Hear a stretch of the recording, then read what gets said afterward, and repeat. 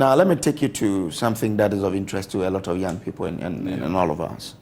GRA lottery taxation takes effect. Now, it says the Ghana Revenue Authority has commenced the implementation of the application of the tax laws of lottery operators across the country.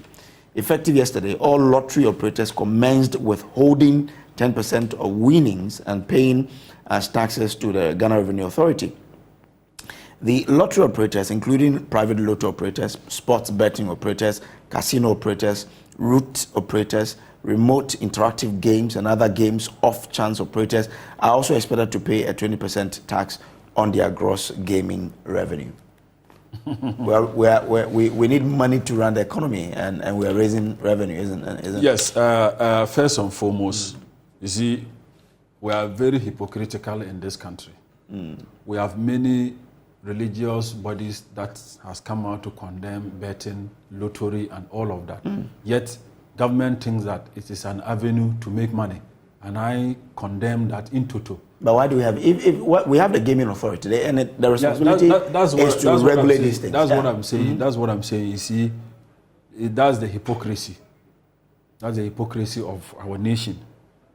Look, you don't support betting. You said it's a sin to do betting. The state has not said so. That's what I'm saying. Some religious bodies are saying so. That's what I'm saying. It is who are the state? There's no state without human beings. Yeah, I understand. The human beings makes the state. It's because of the human beings that we have Ghana. Okay, so I'm saying that if we think that this is unreligious, this is something that shouldn't be practiced by our young people, why do we go to tax it? It means we have legitimized it. We made it legitimate, isn't it? But we've done it. We did that long ago when we brought the gaming of regulatory. What I'm saying is that you cannot say that something is a sin, and yet you want to take money from it. I understand your argument. You understand? What I'm saying so is that now we passed that argument when we brought the gaming. So now that we brought the gaming law, look, the youth of today, honestly, if you ask them, it is not their making that they are into this betting. They must survive. Okay. We haven't been able to give them good jobs. If you go to the the betting centers, and you see the caliber of people who are into it, these are graduates. Some have masters. They've completed school. They've come out 5 years, 4 years, 6 years. He's sitting down. He sent applications to many places. He cannot get a job. So he thinks that, why? Let me also get involved in this so that I can survive. So it is not something that we should want to tax as much as 10%. We shouldn't do that. So the youth of this country, I can assure them that the NDC party is saying that the next NDC government will scrap it. We're going to scrap the 10% tax on this betting and lottery. How? Somebody has won his bet. But you're not going to abolish it. Huh? You're not going to, do away with gaming at all. No, no, that aspect of it, we are going to cancel it. We will abolish this tax. Okay. It's not, we think that the youth must survive. If the government of the day cannot provide them jobs and they find themselves into this betting, sporting to survive, it's not at this crucial moment that you should be imposing such taxes on them. In any case, when they collect the taxes, how are those taxes beneficiary to the youth when they have no jobs? When they have no jobs. So that is why we are saying that the next NDC government, we are going to scrap the 10% tax on this betting and lottery. We'll scrap it. So it means that you're even going above the argument that if we don't agree in it, we shouldn't allow it, right? Yes. Then I'm saying that once you are saying that you're going to remove this tax, but you're still going to keep the betting running, aren't you? What I'm saying is that it is something that, because people have no option, that's why they are into it. So you cannot abolish it? No, we can't abolish it. Okay. We won't abolish it. Okay. But we will not tax it at 10%. We will not. We will not. We will not. We want to find something dignifying. What is that? Dignified jobs for our youth. So if the government of the day cannot do that and they find themselves into this job so just to survive, we cannot come to say that we will tax it at 10%.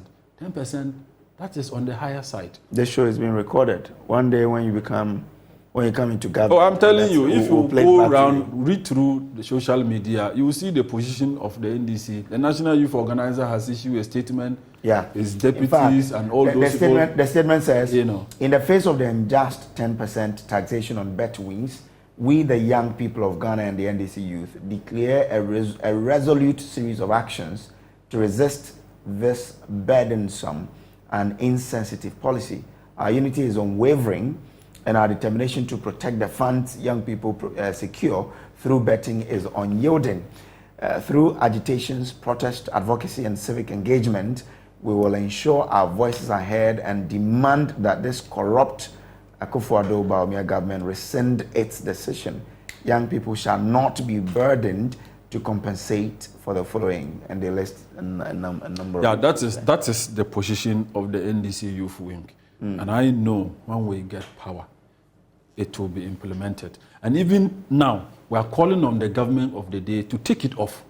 Otherwise, we will be we are going to do series of demonstrations to express our displeasure about this tax that is being imposed on our young people who, through no fault of theirs, find themselves into these things. If you go around, interview them, take your cameras around and interview them, they will tell you the frustration.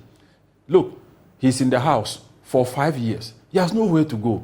You get up after national service, you stayed in the house for 1 year, 2 years, 3 years, you wake up, you have nowhere to go.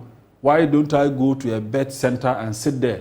Maybe a friend can win and even give me token, that kind of thing. So that is the problem that we have in this country. But isn't it hypocritical that you had the chance to stop this law in Parliament? You didn't. You allowed it to go we through. Didn't because and now you are trying to whip up the... We didn't because we don't have the people. numbers to stop it.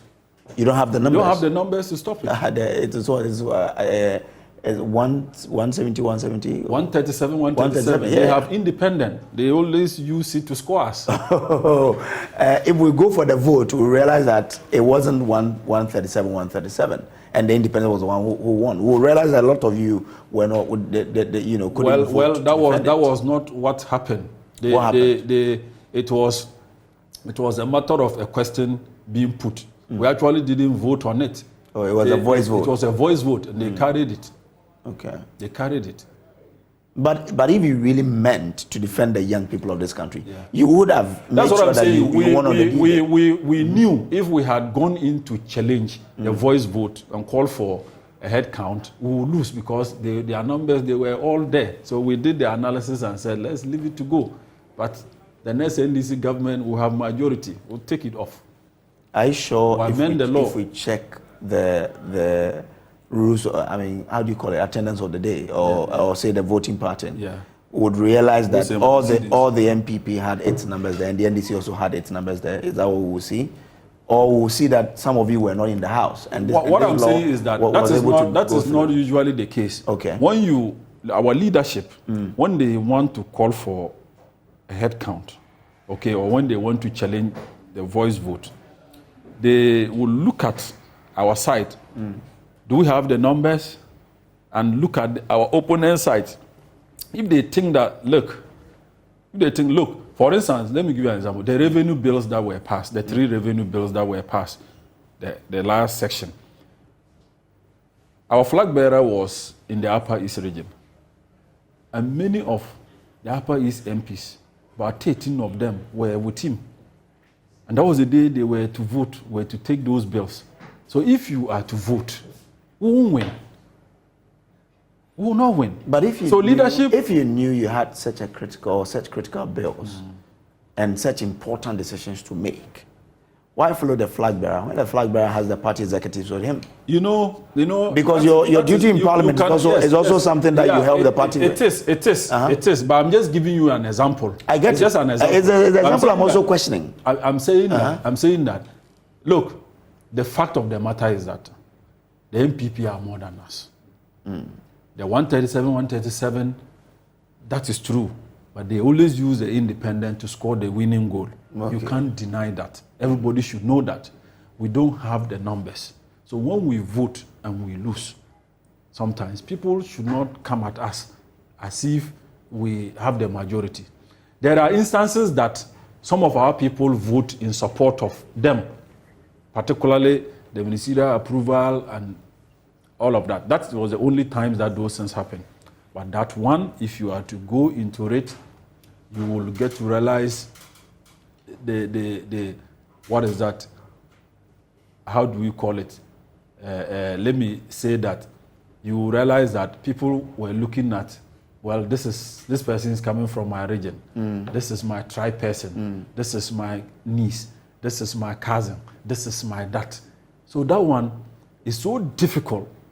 It's so difficult for you to whip people. If you have your brother who is in MPP and you are NDC, and they bring that your brother to plenary for you to vote as to be a minister or not. To be a minister or not. Will you go and vote against your brother, your biological brother, or your cousin? Will you go and vote against him so that the ministerial appointment will go to a different family? These are the things that I want people to always think when we are calling for such votes. There are so many people who are related. They are relatives in parliament, both sides. Both sides. So for me, but are you taking the decision for yourself or for your constituents? That is what I'm saying. You are supposed to take the decision for your constituents and your party. But individuals as we are, I've just put a question. You know Abu Jinapo. You know John Jinapo. Assuming they had brought Abu Jinapo to plenary and asked the Honorable John Jinapo to go and, because of his party position, go and vote against his younger brother, he will do that. It's food for thought. Okay. He will do that so that ministerial appointment will go to a different family. No. So then what will his brother have been doing in the MPP? So his brother doesn't deserve to be a minister. It's somebody else's family. It's just an example I'm giving. Okay. So when these things happen, then people don't do in-depth analysis of it. Okay. All right. There are so many people who are related. Okay. Sometimes you don't even know. It's after some of these votes that you hear, oh, this person, that's his cousin. Oh. Okay. This person, that's his niece. Oh. This person, that is, then you are like, wow. Then that's why these votes went this way. So family and friends relations in parliament, influencing votes. Yeah, it will always, it will happen. Okay. It will always happen. All right.